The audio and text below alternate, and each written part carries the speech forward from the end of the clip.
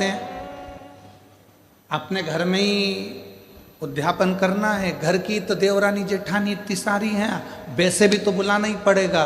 तो वैसे की जगह ऐसे बुला लो, गिनती की गिनती हो जाएगी और उद्यापन का उद्यापन हो जाएगा।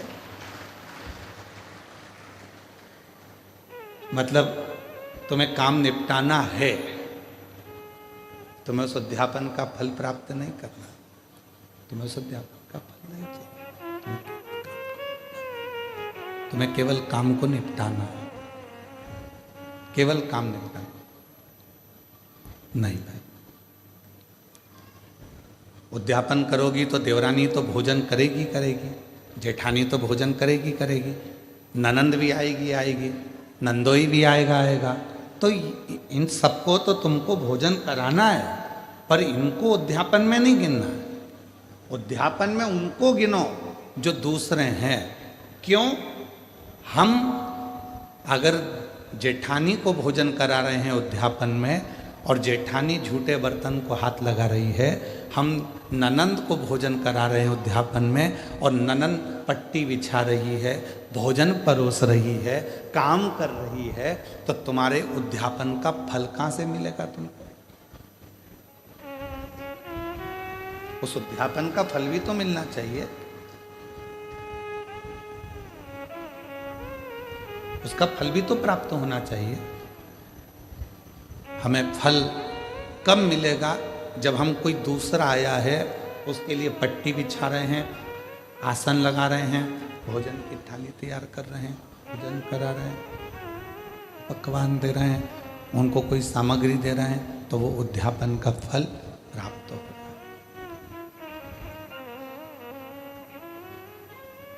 वो लेकर गया, यहाँ से थोड़ा आपने कुछ दिया, उसको कलश दे दिया, तुमने कोई सुहाग की सामग्री दे दी, कोई चूड़ी दे दी, कोई बिछुड़ी दी, कोई ब्लाउज पीस दिया, कोई तुमने उसको साड़ी दी या कोई सामान दिया, तो वो लेकर गए,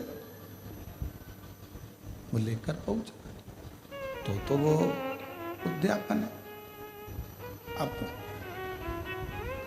तुमको मालूम है कि अगर मैं उद्यापन करूंगी तो मुझे ननंद को तो बुलाना पड़ेगा, मम्मी नहीं मानेंगी। तुमको मालूम है कि मैं उद्यापन करूंगी तो मुझे जेठानी को तो बुलाना ही पड़ेगा, देवरानी को तो बुलाना ही पड़ेगा, जेठानी को बुलाना ही पड़ेगा, मानेंगे नहीं घर के लोग। तो क्यों ना उनको भी उद्यापन में जोड़े में गिन लूं, और तुमने उनको भी उद्यापन के जोड़े में गिन लिया और विचार करा, मेरे 16 जोड़े पूरे हो गए, मेरे 16 सोमवार का उद्यापन हो गया। अब भगवान शंकर मुझे फल देंगे। शंकर जी सोचे, जितनी चतुर तू है उससे चौगुना चतुर मैं हूं।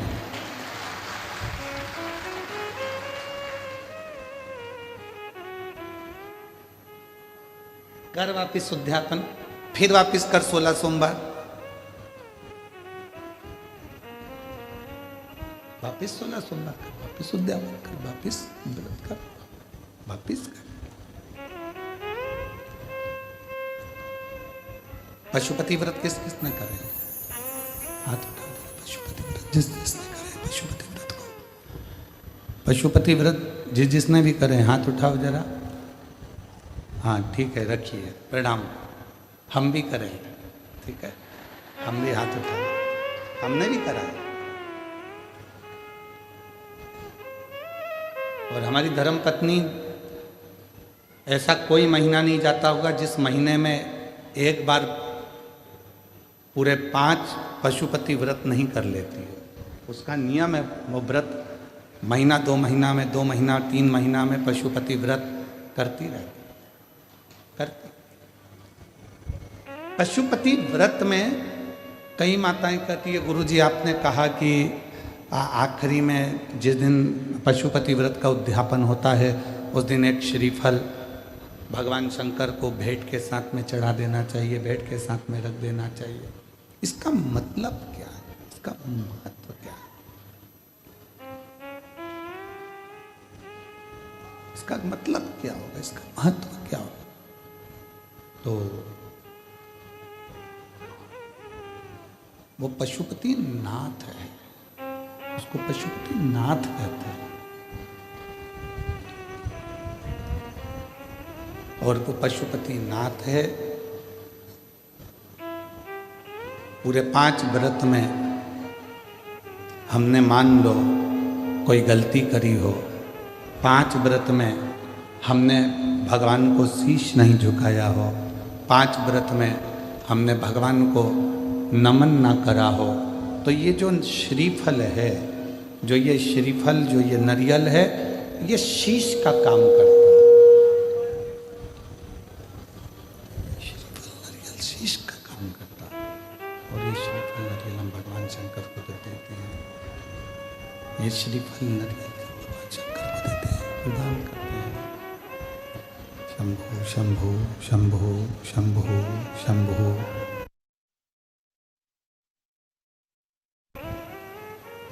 ये नारियल शीश का काम करता। हे प्रभु, हो सकता है कि मैंने अपना शीश आपके चरणों में नहीं नवाया हो सकता है जैसे गलती हो गई, हो सकता है मैंने गलती करी, मैं आपके चरणों में शीश नवा सकी,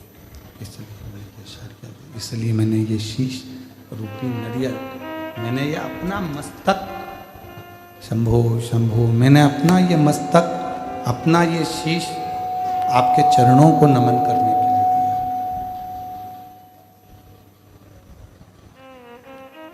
ये आपके चरणों में मैंने छोड़ दिया और अब सौंप दिया इस जीवन का सब भार तुम्हारे हाथों में। अब सौंप दिया इस जीवन का सब भार तुम्हारे हाथों में है, हार तुम्हारे हाथों में और जीत तुम्हारे हाथों में है, हार तुम्हारे हाथों में और जीत तुम्हारे। इस जीवन का सारा भार हमने परमात्मा के चरणों में सौंप दिया। श्रीफल देना मतलब परमात्मा के चरणों में सब कुछ सौंप देना, उनके चरणों में छोड़ देना।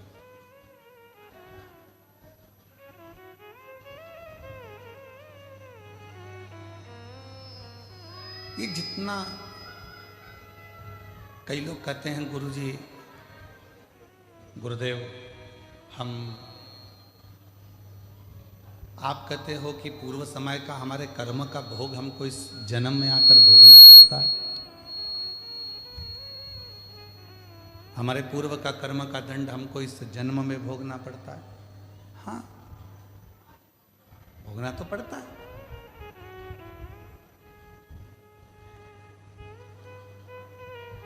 पहले जब हम छोटे थे,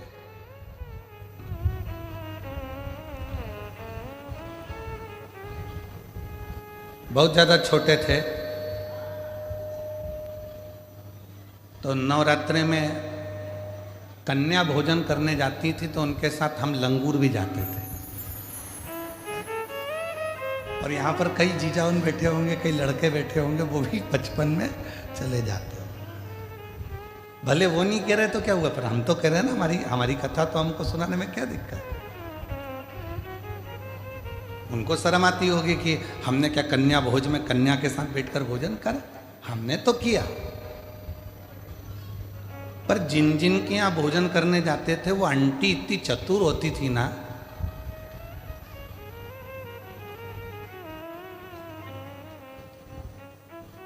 पूड़ी बनाती, हलवा बनाती, सब्जी बनाती। अब उस समय पर हमें भी 3-4 घर में भोजन करने जाना पड़ता, तो कई घर ऐसे थे कि जहाँ पर हम भोजन नहीं कर पाते तो वो क्या करती, बेटा जितना खाना उतना खाना, बाकी का बांध के ले जा।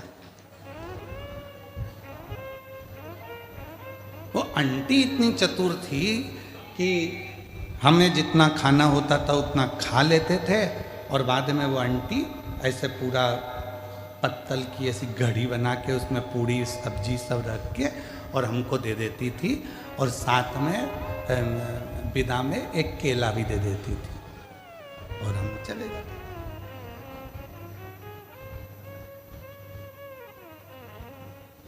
उस समय का देवी जी के समय पर जो हमने कन्या भोज में भोज करा और जो पत्तल लेकर आए, आज समझ में आता है कि उनके घर में हम पूरा नहीं खा सके तो उसने पत्तल में बांध कर दे दिया। उसी तरह ऊपर भी हमारा कर्म का दंड हम पूर्व जन्म का नहीं भोग सके तो उसने हमारे जन्म के साथ पत्तल में बांधकर अभी दे दिया।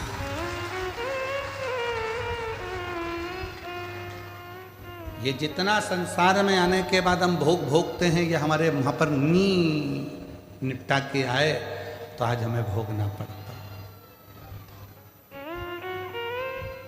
कोई पूर्व का कर्म जो था वो हम नहीं भोग सके तो उसका थोड़ा सा भाग रह गया और वो भाग आज हमको भोगना पड़ा।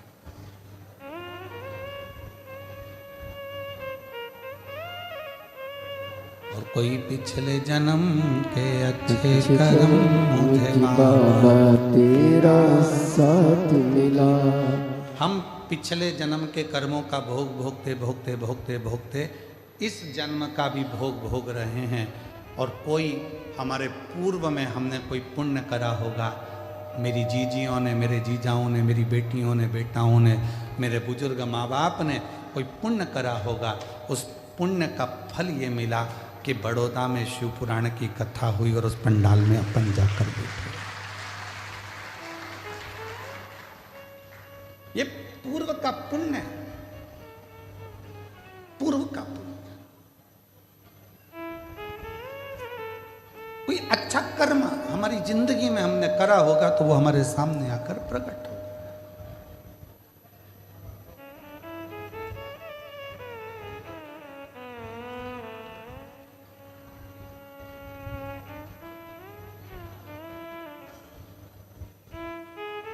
किसी ने पूछा, गुरुजी बहू कौन से कर्म से मिलती है? हमने कहा गाय को रोटी खिलाने से। अच्छा, हाँ, पूर्व जन्म में गाय तुम्हारे दरवाजे पर आती थी, तुम्हारे दरवाजे पर खड़ी रहती थी रोटी के लिए, तुम रोटी लाकर देती थी, वो खा लेती थी। दूसरी बार फिर आती थी, तुम रोटी नहीं देती थी, घर के लोग कहते थे अभी तो दी थी, अभी तो दी थी, और उसको डंडा उठाकर चिल्लाकर भगा देते। बस वो ही गाय तेरे घर बहू बन के आई।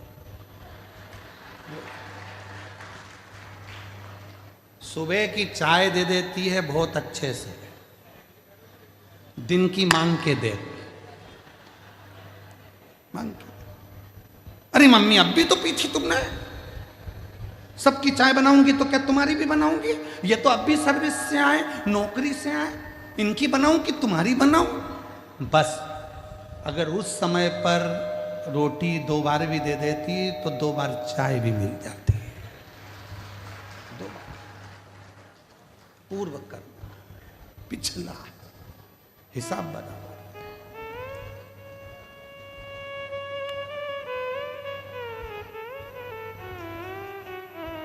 एक पुरानी कथा बा, बहुत पहले हम श्रवण कराए थे, आज फिर स्मरण में आ गई कि एक राजा के लड़के की शादी हुई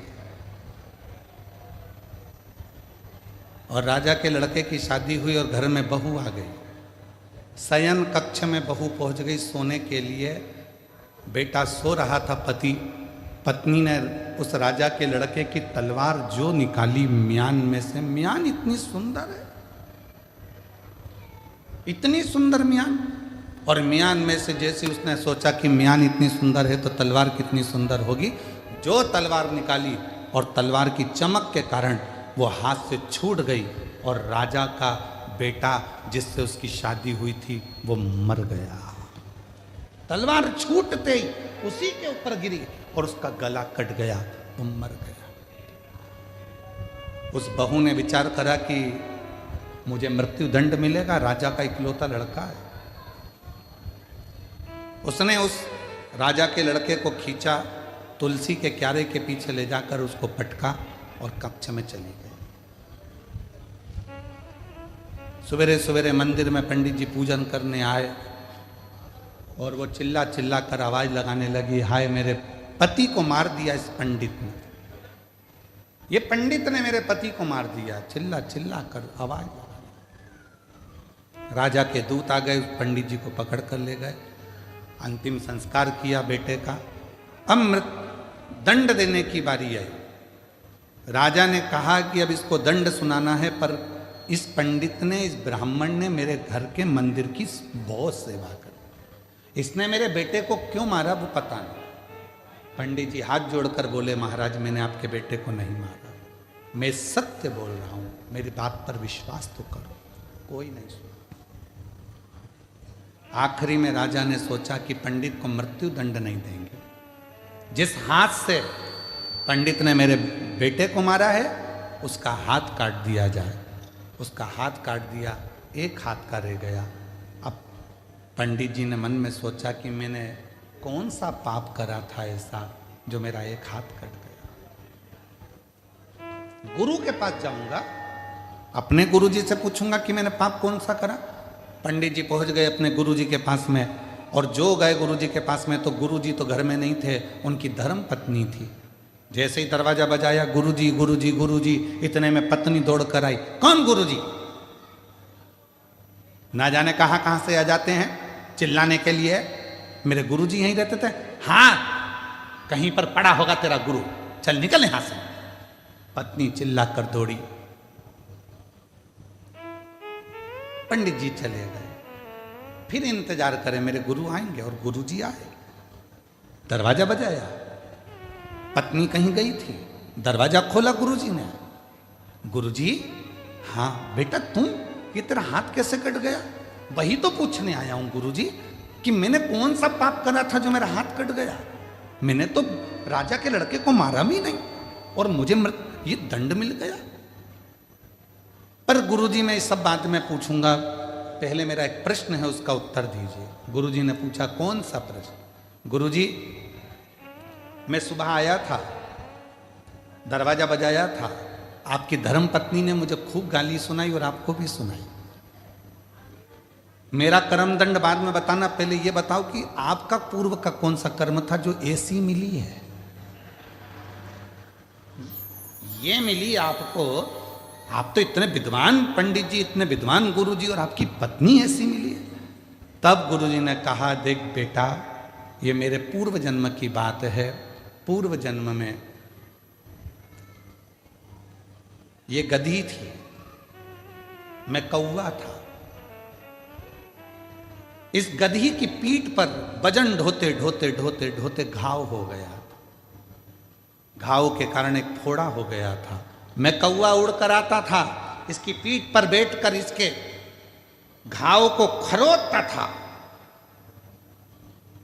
घाव खरोदते खरोदते वो गधी इतनी परेशान हो गई कि मुझे, मेरे कारणवश वो भागकर हरिद्वार चली गई। मैं उसको ढूंढता ढूंढता कौवे की योनि में हरिद्वार पहुंच गया, और फिर वो गधी मिल गई। मैंने फिर उसकी पीठ को खरोदा, वो दौड़कर गंगा जी में कूद गई। मैं भी गंगा में कूद गया, मर गए। मरे तो मैं इसका पति बना और ये मेरी पत्नी बनी। उस समय पर मैं अपनी चोंच से इसको खरोदता था, अब ये अपनी चोंच से मुझे खरोद,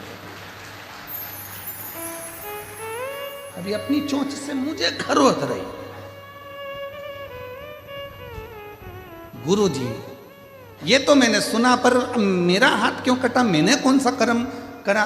तो कहा, पूर्व समय में तुम एक संत थे, बैठे थे, तुमने नियम लिया था कि मैं सत्य बोलूंगा और सत्य के सिवा कुछ नहीं बोलूंगा।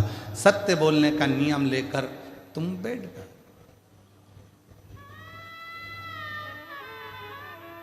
और उसी समय पर एक कसाई के हाथ से गाय छूटकर भागी, छूटकर भागी। तुम तप कर रहे थे, गाय तुम्हारे सामने से निकल गई। कसाई ने आकर तुमसे पूछा, तुमने मेरी गाय देखी है? तुम्हें सत्य बोलना था,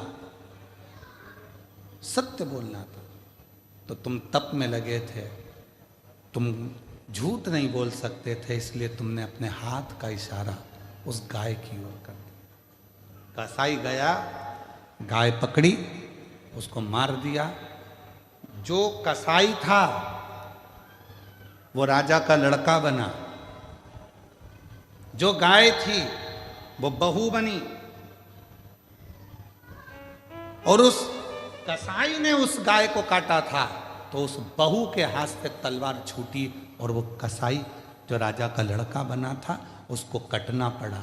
और तूने हाथ का इशारा कर कर बताया था गाय का स्थान, इसलिए तेरा यह हाथ कटा है, इसलिए तेरा हाथ। कोई पूर्व का कर्म हमारा ऐसा होता है जिसको हमें भोगना होता। कई लोग कह देते हैं हम मंदिर जाते हैं इसके बाद भी हमें दुख पीछा नहीं छोड़ता, हम भगवान का भजन करते हैं फिर भी दुख पीछा नहीं छोड़ता। हमारा पूर्व का हम जो कर कर आए हैं वो तो हम जो वहां पर भोजन नहीं कर पाए तो पत्तल बांध कर लाए हैं, वो तो खाना पड़ेगा। वो तो लाए हो ना बांध कर, तो उसको तो भोगना ही है। पर कुछ अच्छे कर्म कर कर, जब हम कुछ अच्छा कर्म करना प्रारंभ करते हैं तो हमारा कर्म श्रेष्ठ होते चले जाता। महाराज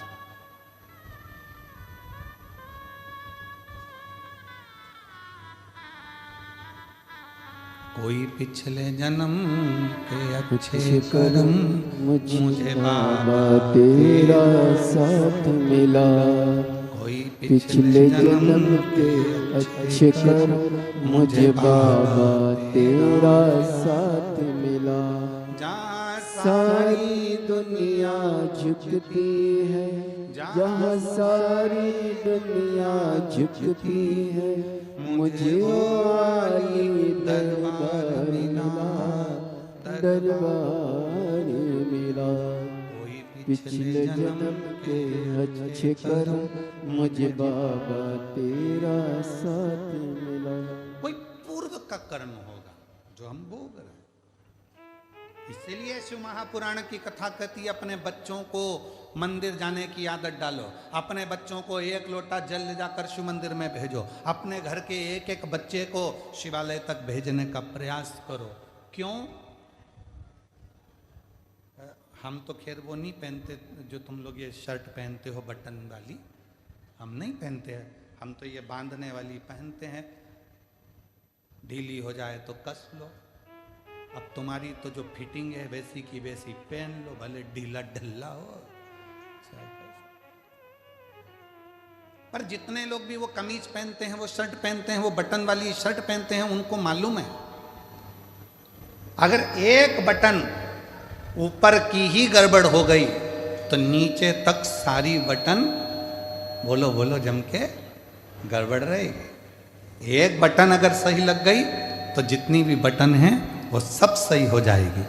एक बटन अगर आड़ी टेढ़ी हो गई तो सारी बटन आड़ी टेढ़ी हो गई। उसी तरह यदि बचपन आड़ा टेढ़ा हो गया तो जवानी अधेड़ी और बुढ़ापा भी आड़ा टेढ़ा हो गया।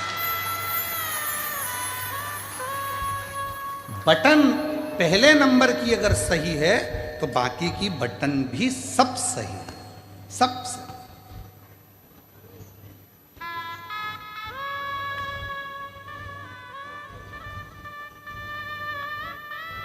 दर्जी जब कपड़े सिलता है, आप लोगों की शर्ट बनाता है, तो दर्जी कितना चतुर होता है जरा विचार करिएगा कि वो दर्जी जेब लगाता है ना तो लेफ्ट में लगाता है।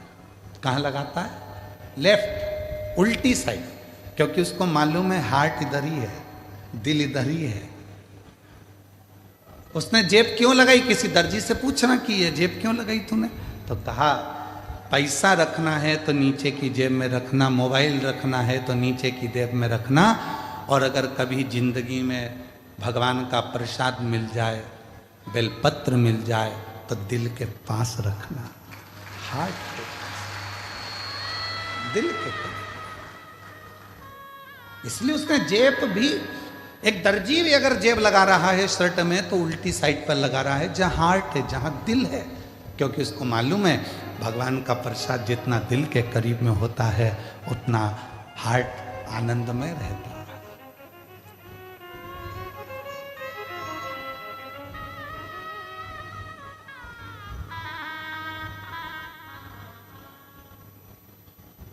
पर दुनिया के लोग ना जाने क्या आज के समय में लोगों को हो गया, परेशानी अपने माथे पर लेते जाते हैं। जरा जरा से बच्चे कह देते हैं मैं पढ़ाई से परेशान हूं। लड़कों से पूछो तो उनकी माओं से पूछो तो कि बच्चों के विवाह से परेशान हूं। पति से पूछो तो कि पत्नी से परेशान हूं। पत्नी से पूछो तो ये बेहरू से परेशान हूं। पति से मां से पूछो तो कि बच्चों से परेशान हूं। मतलब आज के जमाने में, आज के समय में प्रत्येक व्यक्ति ने परेशानी को अपना दामन में बांध कर रखा है। प्रत्येक व्यक्ति ने परेशानी को अपने पल्लू में बांध कर रखा है। उसने शुरू से अभी तक, बचपन में पढ़ाई से परेशान था, बड़ा हो गया तो गाड़ी से परेशान हो गया, फिर धीरे बड़ा हुआ तो सर्विस से परेशान हो गया, फिर ऑफिस में नौकरी भी लग गई तो नौकरी के ऑफिसरों से परेशान हो गया, फिर जाने में ट्रैफिक से परेशान हो गया, इधर उधर घूमने में परेशान हो गया। मतलब परेशानी उसने बांध कर रखी है। तो ये परेशानी मिटेगी कैसे? उसको मिटाने का कोई दूसरा साधन नहीं है। आप खुश रहना प्रारंभ कर दो, प्रसन्न रहना प्रारंभ कर दो और ये मन में मान लो जो शिव करेगा वो सब अच्छा करेगा, तो परेशानी अपने आप मिटती चली जाए। आपने बना के रखा है मैं इस बच्चे से इतनी परेशान हो गई गुरुजी, बिल्कुल नहीं सुनता, बिल्कुल नहीं सुनता। परेशान हो गए, अभी से बच्चों से परेशान हो गए। मतलब परेशानी को तुमने अपने अंदर बांध कर रखा है, परेशानी को तुमने पकड़ कर रखा।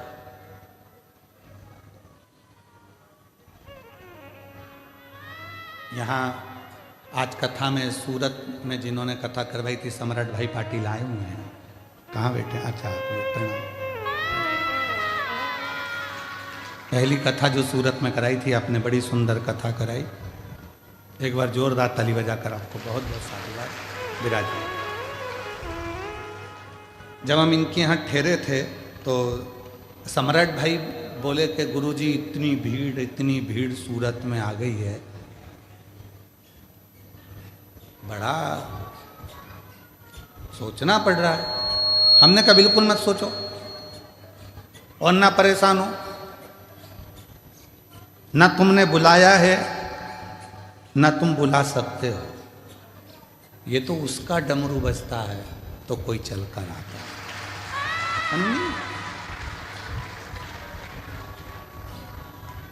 जब सौंप दिया इस जीवन का सब भार तुम्हारे हाथ में। संपूर्ण जीवन का भार तत्व जब हम परमात्मा को सौंप देते हैं तो फिर हमारा कुछ भी नहीं रहता, कुछ भी। और मेरी जीजियों, फिर निवेदन है, तुम बेटी को अपनी बेटी मानते हो, तुम बेटे को अपना बेटा मानते हो, बिल्कुल मत मानो। शंकर जी के मंदिर में तुम्हारे बेटे की शादी नहीं हो रही, तुम्हारी बेटी की शादी नहीं हो रही, अशोक सुंदरी वाली जगह पर जाकर हाथ रखकर 7 बिंदी लाल चंदन की लगाकर हाथ रखकर कह दो कि ये मेरा बेटा, इसका नाम ये है, इसका ये गोत्र है, ये मेरी बेटी, इसका नाम ये है, इसका ये गोत्र है, ये तेरी औलाद है। मैं शादी नहीं करूंगी, तुझे करना है, तुझे संभालना है, फिर वो संभालेगा। उसका प्रमाण ये शिव महापुराण का एक पत्र आया है, उसका प्रमाण देखिए। पत्र में एक पत्र में लिखा,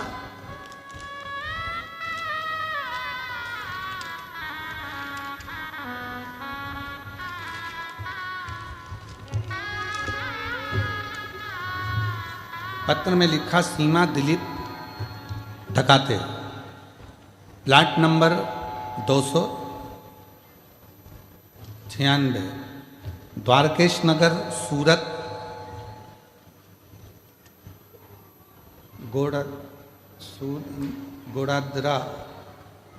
गोड़ादरा से हैं। कहीं बैठी हो तो हाथ हिला सकती हैं। बाबा का मैं क्या वर्णन करूं? मुझे पेट में 2 गठान थी। पहली सोनोग्राफी में 18/9/2025 को उसमें पता चला कि मुझे पेट में 30 mm की और 25 mm की गठान हो गई है। मेरे गर्भाशय में 2 गठान हो गए, एक 30 mm की हो गई, एक 25 mm की हो गई। उसके बाद डॉक्टर ने ऑपरेशन का कह दिया, पर मन नहीं करा कि ऑपरेशन कराऊं, क्योंकि डॉक्टर बोले थे ये गठान जांच के लिए जाएगी, उसमें क्या आएगा। बहुत रोई मैं गुरुदेव। तब किसी एक बहन जी के कहने पर मैं सीहोर चली गई और सीहोर में रुद्राक्ष लेकर आ गई। उसका जल शिवजी को चढ़ाकर ग्रहण करना प्रारंभ किया और बेलपत्र का भी सेवन किया। फिर हमने दूसरी सोनोग्राफी, जब पहली सोनोग्राफी कराई थी 18/9/2025 को, उसमें पता चला था 30 mm की 25 mm की गठान है, ऑपरेशन का कह दिया। दूसरी सोनोग्राफी कराई 11/11/2025 को, उसमें पता चला रुद्राक्ष का जो जल पिया था उसमें मालूम पड़ा जो 30 mm की गठान थी वो 25 की हो गई है, और जो 25 mm की गठान थी वो 12 mm की हो गई है। 12 mm की। गुरुदेव, फिर मुझे मालूम पड़ा कि सूरत में कथा हो रही है और हम सूरत की कथा में पहुंच गए। कथा प्रारंभ होने वाली है, इसमें मंदिर में जाके बाबा से प्रार्थना किया और जो गठान है वह गल जाए, ऐसी प्रार्थना कर कर हम, मेरी सास सूरत के पंडाल में कथा सुनने के लिए आई और वहाँ से एक रात पंडाल में रही और बाबा से प्रार्थना की कि मेरी बहू की गठाने गल जाएं। फिर बाबा की ऐसी कृपा हुई कि वहाँ की रज लाकर उदर पर लगाया। दूसरे ही दिन तारीख 11/1/2026 को हमने सोनोग्राफी कराई और सोनोग्राफी में डॉक्टर ने कहा दोनों गठाने गल चुकी है। बाबा की कृपा से मैं पूर्ण तरह से स्वस्थ हूँ। यहाँ पर बाबा को नमन करने के लिए आए।